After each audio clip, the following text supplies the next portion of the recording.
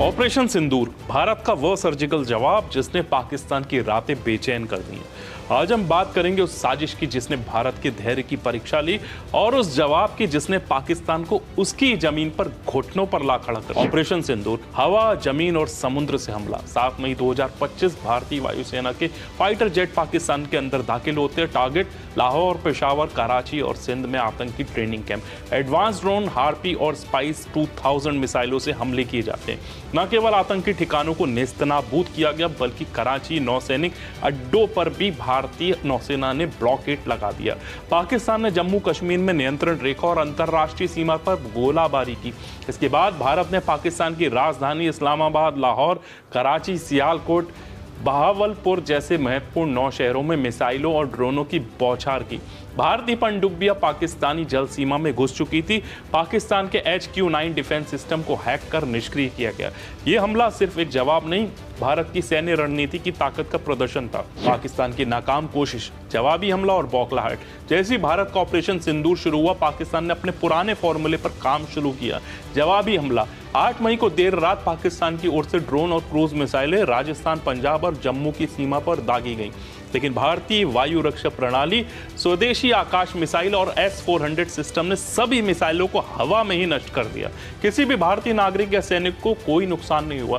भारत ने इस हमले को पैनिक मूव बताया। पाकिस्तान में भूचाल, गायब हुआ सेना अध्यक्ष। पाकिस्तान की हालत सिर्फ सैन्य मोर्चे पर खराब नहीं बल्कि राजनीतिक मोर्चे पर भी खलबली मच गई है।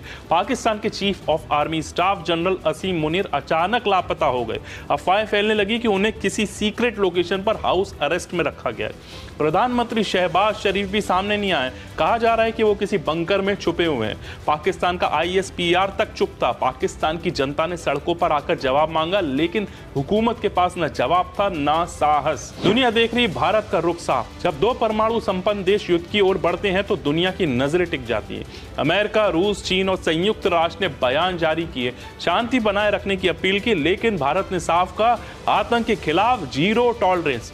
विदेश मंत्री ने प्रेस कॉन्फ्रेंस में कहा, यह युद्ध नहीं, यह आत्मरक्षा है। अगर पाकिस्तान अपने यहां से आतंक को नहीं रोकेगा तो भारत रोकेगा, उसके घर में घुसकर। भारत की तैयारी हर मोर्चे पर फुल प्रूफ। इस ऑपरेशन की खास बात यह थी कि यह केवल एक सेना का मिशन नहीं था, यह थल, जल और नभ सेनाओं का संयुक्त जवाब था। इसरो ने रियल टाइम सैटेलाइट इमेज से टारगेट पिन पॉइंट किए, रॉ ने जमीनी सूचनाएं पहले से मुहैया कराई। डिफेंस साइबर यूनिट ने पाकिस्तान की निगरानी प्रणाली को हैक किया, जिससे वे भारतीय हमले को भाप भी नहीं पाए। ऑपरेशन सिंदूर आज की सैन्य रणनीति का वो उदाहरण बन गया है जिसे आने वाली पीढ़ियां सैन्य अकादमियों में पढ़ेंगी। भारत की जनता का संदेश, अब बस बहुत हुआ। सोशल मीडिया पर हैशटैग ऑपरेशन सिंदूर ट्रेंड करने लगा। भारत के हर कोने से एक ही आवाज आई, ये नया भारत है, माफ नहीं करेगा।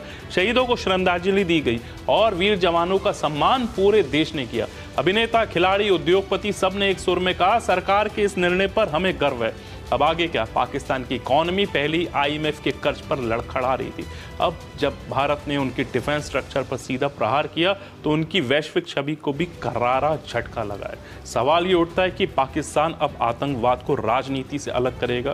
क्या दुनिया इस बार सिर्फ चिंता करेगी या ठोस कदम उठाएगी? भारत ने एक बार फिर स्पष्ट कर दिया कि शांति उसकी प्राथमिकता है, लेकिन कायरता नहीं। जय हिंद।